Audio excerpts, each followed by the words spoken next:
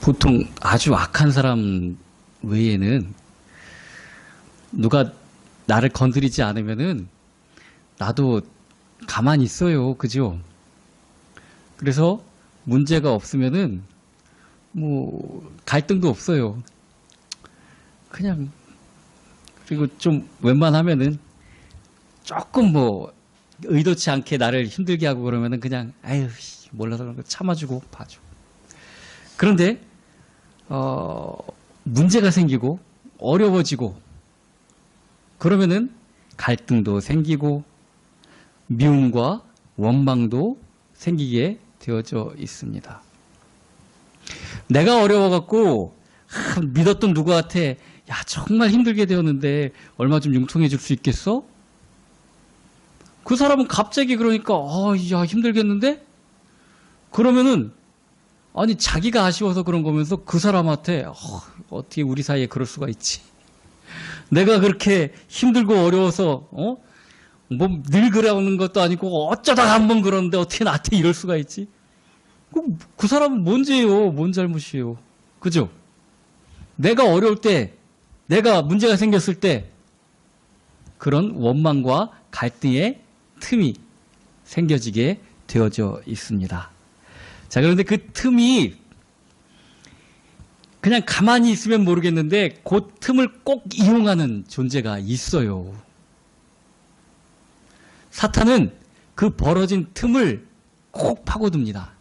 그래서 이간질시키고 서로 마음을 이제 띄어넣게 그렇게 만들어 놓습니다.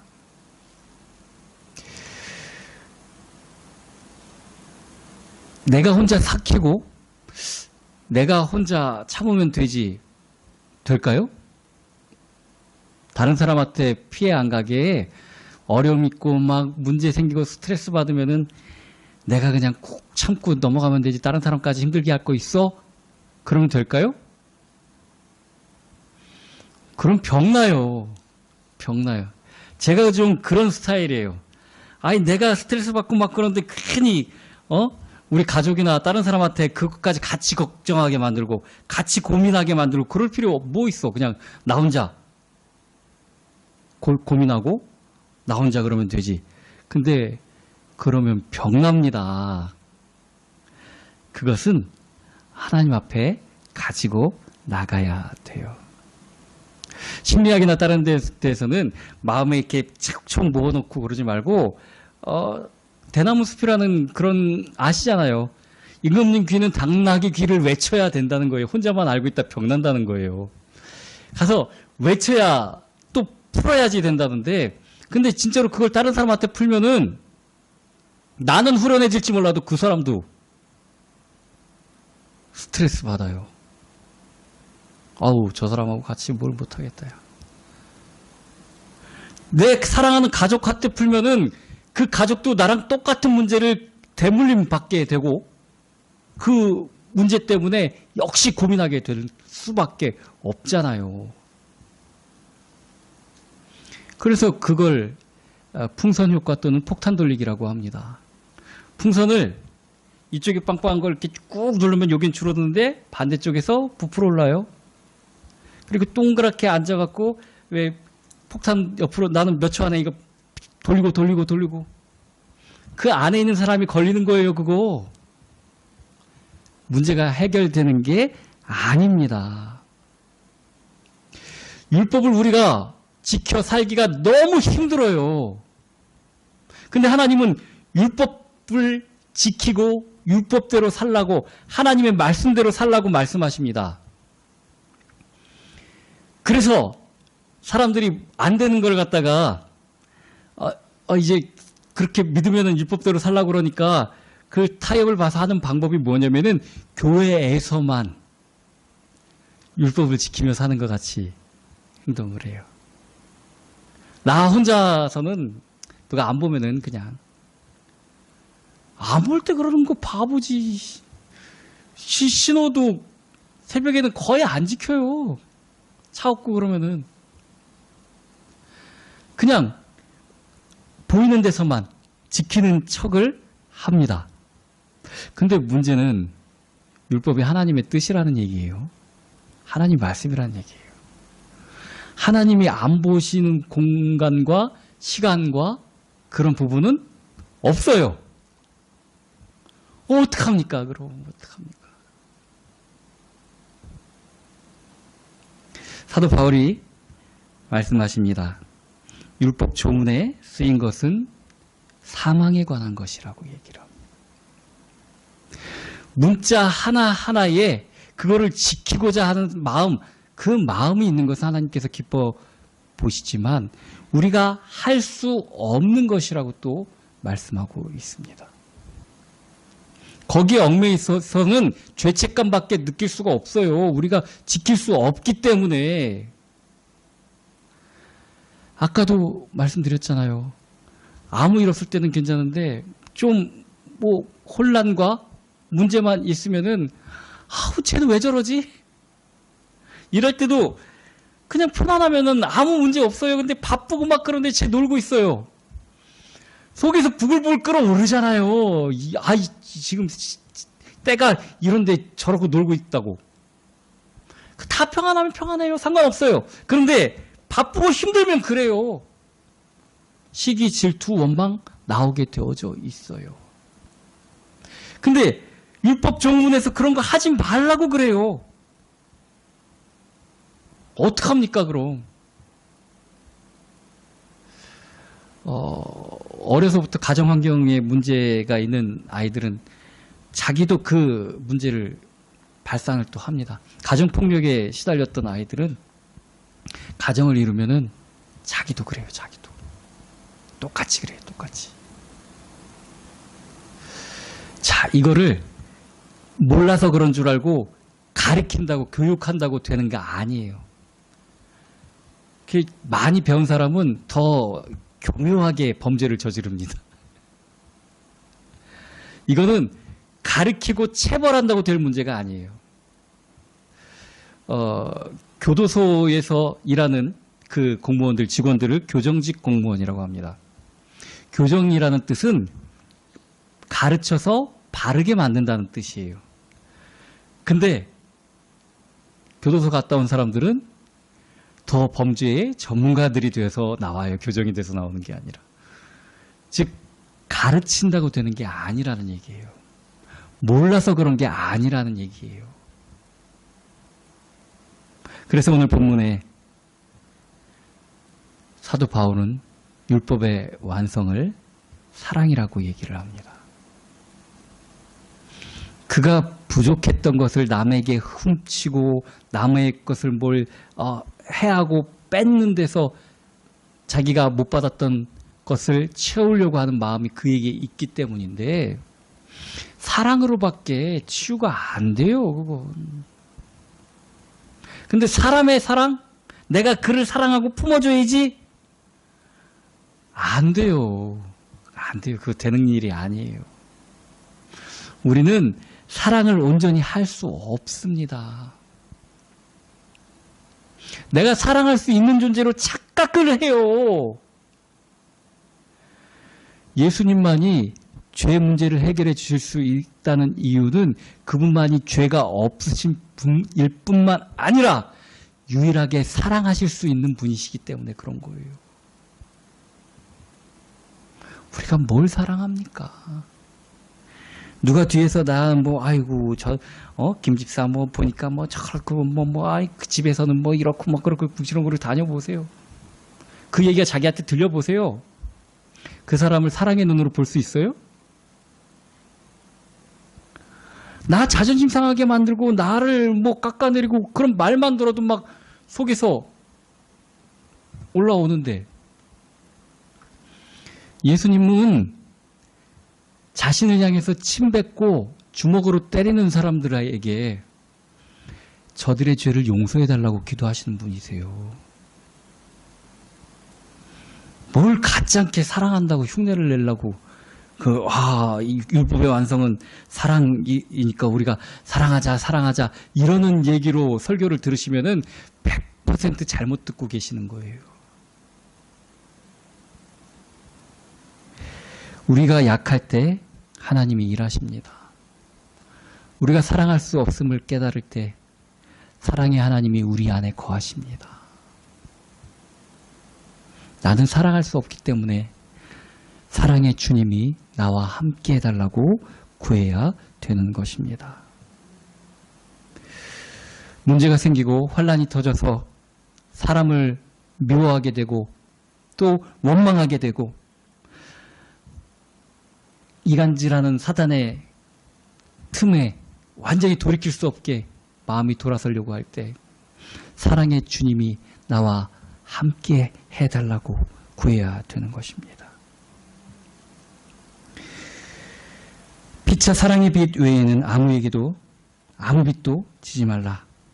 나름을 사랑하는 자는 율법을 다 이루었느니라. 아까도 말씀드렸듯이 우리가 사랑하는 얘기가 아니라 사랑의 주님이 우리와 함께 해달라는 얘기는 임마누엘을 구하라는 얘기고 성령 충만함을 구하라는 얘기입니다. 우리가 성령 충만할 때 율법을 이룬 자들이 되는 것입니다. 십계명서부터 토라에 나오는 또 뭐 모든 구전과 그 율법들 같은 걸 잘 지켜야 되는 하나님이 우리를 의롭다 하시는 것이 아니라 사랑할 수 있는 사랑의 하나님이 우리와 함께 계실 때 우리를 의롭다 하신다는 겁니다. 예수 십자가의 흘린 피로써 우리가 구원을 받은 것은 그 예수님께서 십자가에서 흘린 피가 나를 사랑하는 증거이기 때문에 그렇습니다. 그 예수님이 우리와 함께 계신다면은 정말 하나님이 원하는 사랑을 우리가 할 수 있게 된다는 얘기입니다. 성경은 하나님이 우리를 사랑하시는 그 사랑을 표현한 모든 복음으로 표현한 그런 내용입니다. 그래서 우리 주일학교 아이들서부터 늘 외우는 하나님이 세상을 이처럼 사랑하사 독생자를 주셨으니 요한복음 3장 16절 있지 않습니까? 그죠? 그게 복음의 핵심 내용이에요. 우리를 사랑하셔서 예수 그리스도를 이 땅에 보내주시고 우리를 사랑하셔서 그의 생명을 우리에게 주시고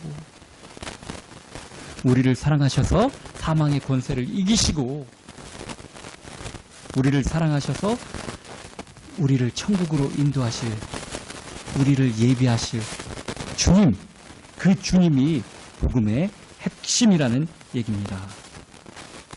요한복음 5장 24절 내가 진실로 진실로 너희에게 이르노니 내 말을 듣고 또 나 보내신 이를 믿는 자는 영생을 얻었고 심판에 이르지 아니하나니 사망에서 생명으로 옮겼느니라. 여기엔 어떤 행위도 들어있지 않아요. 예수 그리스도를 믿는 그 믿음 안에서 우리가 사망에서 생명으로 옮겨졌다는 얘기입니다. 즉 사랑의 하나님이 우리 속에 계시면 우리가 우리밖에 모르고 나에게 해를 끼치면 그냥 원망하고 미워할 수밖에 없는 상태가 그리스도의 눈으로 상대를 바라보고 세상을 바라볼 수 있게 된다는 얘기입니다. 옮긴다는 얘기는 환경이 완전히 다른 환경으로 바뀐다는 얘기예요. 어릴 때는 왜 이렇게 구석 같은 데서 몰래 들어가서 숨고 뭐 그런 걸 좋아하잖아요. 어렸을 때 저도 요즘은 농 같은 게 별로 없는데 농이 있었어요. 이불째. 그래서 거기 기어 올라가서 이불 속에 파묻어져서 깜빡 잠이 들었는데 그런 거 보니까 한 초등학생 때보다도 더 어렸을 때 같아요. 우리 아버지가 저를 거기서 이제 농 속에서 자고 있으니까 옮겨서 이부자리에 옮겨서 재워주신 기억이 나요. 우리가 구원받은 것, 우리가 생명을 얻은 것은 하나님이 우리를 안고 옮겨주신 거예요. 우리의 어떤 행위 때문에 그런 거 아니에요. 내 성품 때문에 그런 것도 아니에요. 하나님이 옮겨주신 거예요. 우리를 사랑해서. 그 사랑이 우리에게 있어야 된다는 얘기입니다. 모든 사람은 반드시 죽게 되어져 있습니다. 여기 안 죽으실 분. 다 다 죽어요. 안타깝게도 다 죽어요. 누구든지 다 죽게 되어져 있습니다. 제가 처음으로 제 근처에 주변에 사람이 죽은 것을 본 건 중학교 2학년 때 저희 외할머니가 돌아가셨고, 외할머니가 저를 거의 키워주시다시피 하셨는데, 그때 어려서 별로 그렇게 실감도 나지 않고 그랬었어요. 근데 또 정말 제 고등학교 친구가 고등학교 졸업하기 전에 겨울방학 때 죽었어요. 그때는 정말 좀 이상하더라고요. 내 옆에 친구가 죽은 거를 처음으로 경험을 해봐서. 근데 나이 한 50 정도 되니까 친구 아버님들, 우리 아버님 많이들 돌아가셔요. 주변에 많이 돌아가시는 분들이 있어요. 섣부른 일반화의 오류는 문제가 되지만 가만히 보면은 사람은 다 죽는 것 같습니다. 나이 들면 그 죽음을 피할 수가 없는 것 같습니다. 모든 사람이 죽게 되어져 있는데 죽으면 끝일까요? 그러면 막 살아도 되잖아요. 솔직히 죽으면 끝나는데. 자살하는 사람들이 얼마나 어리석은 거냐면 죽으면 끝인 줄 알고 그래요. 그 뒤를 어떻게 감당하려고 죽는지 모르겠어요. 성경은 죽음 후에는 반드시 심판이 있게 될 것이라고 얘기를 하고 있습니다. 우리가 생명을 얻게 됐다는 것은 이 심판으로부터 자유함을 받게 되었다는 얘기입니다. 내가 알고도 지은 죄, 모르고도 지은 죄, 알고도 지은 죄, 여러분들은 다 착하셔서 범법행위 안 하시고 사시는 걸 거의 알고 있는데, 그래도 이게 형법이나 민법에서는 죄가 아닌데, 그냥 저기 뭐가 떨어져 있어, 저 누가 밟으면 다칠 것 같은데 귀찮아서 그냥 지나가기도 하고, 그죠? 예. 네. 알고도 지은 죄, 모르고도 지은 죄 많아요. 많아요. 그 왜 그럴까요? 대부분 그 원인은 귀찮은 거예요. 알고도 지은 죄 가장 큰 거. 굳이 내가 그걸 해서. 귀찮음의 속은 뭐냐면은 나를 편안하게 하려는 욕심에 있어요. 죄는 항상 욕심이에요. 난 뭐 욕심 없어. 그냥 난 아무 욕심 없어. 정말 욕심이 많은 사람일 수 있어요. 욕심 없는 사람은 없어요. 하다못해 내가 욕심 없는 사람같이 보이고 싶어하는 욕심까지 있는 거예요. 그거.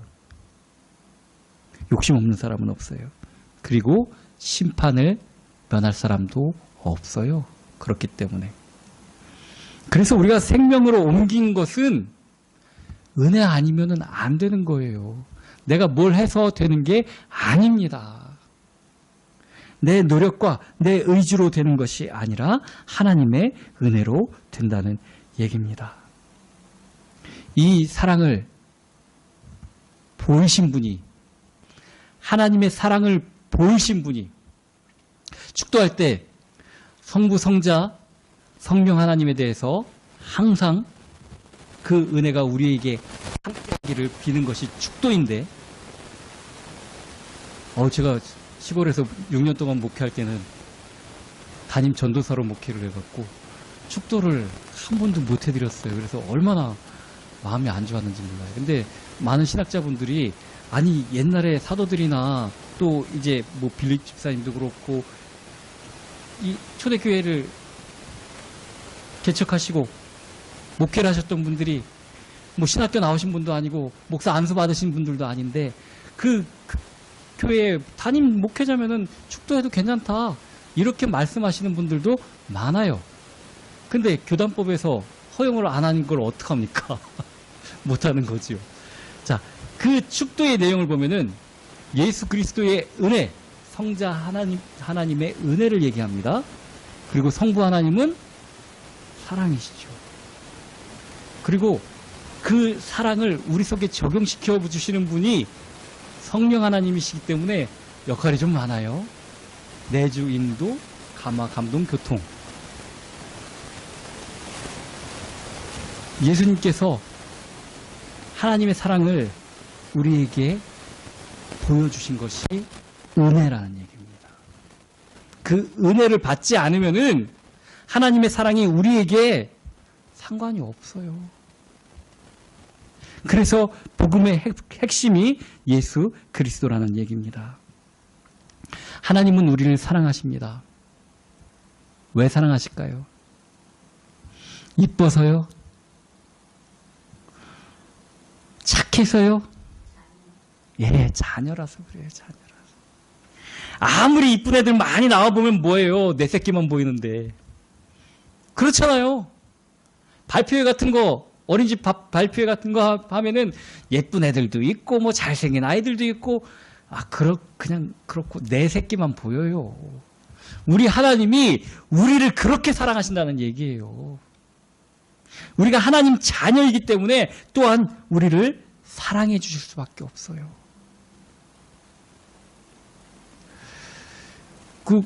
누가 사랑한다, 사랑한다 그렇게 얘기를 안 해줘도 사랑한다고 말도 해줘야 되는데 우리 자녀들한테 별로 그렇게 커서는 잘 얘기를 안 하는 것 같긴 해요. 자, 그래도 우리 아이들이 저한테 가끔 전화가 오는데 전화 올 때마다 내용은 한 가지예요. 아빠 얼마 보내주세요. 그렇게 난 쟤들한테 뭐 빚진 적이 없거든요. 근데 너무나 당당해요. 해줘야 되는 거예요. 해줘야죠 뭐. 자, 하나님 우리를 사랑하세요. 우리의 어려움과 우리의 문제와 우리 마음속의 탄식 하나님은 다 알고 계세요. 하나님의 사랑을 당당하게 구해도 됩니다. 하나님 우리 아빠예요. 하나님은 우리를 사랑해 주십니다. 하나님의 사랑을 온전히 누릴 때 주변으로부터 오는 시기, 다툼, 모든 문제들 이걸 이길 힘이 있어요. 요셉이 형들의 그런 시기를 받고도 견딜 수 있었던 것은 그 아버지와 하나님의 사랑을 누렸기 때문이에요.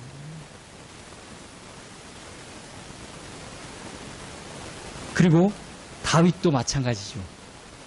그 형들이 그를 그렇게 시기 질투를 했습니다. 막내인데 8형제면은 나이 차이도 꽤 될 텐데 뭘 그렇게 어린 막내를 그렇게 시기를 했는지 골리앗 앞에 나서니까 형들이 뭐라고 그랬냐면 네 교만한 거를 그 마음속에 그 교만한 게 있는 걸 내가 옛날부터 알고 있었다. 이런 식으로 얘기하지 않습니까?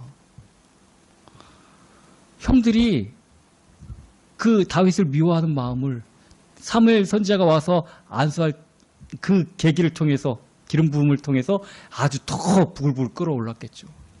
그러니 집안이 편안했겠어요? 집안에 있을 때 다윗이? 그러지 않았잖아요. 뻔하잖아요.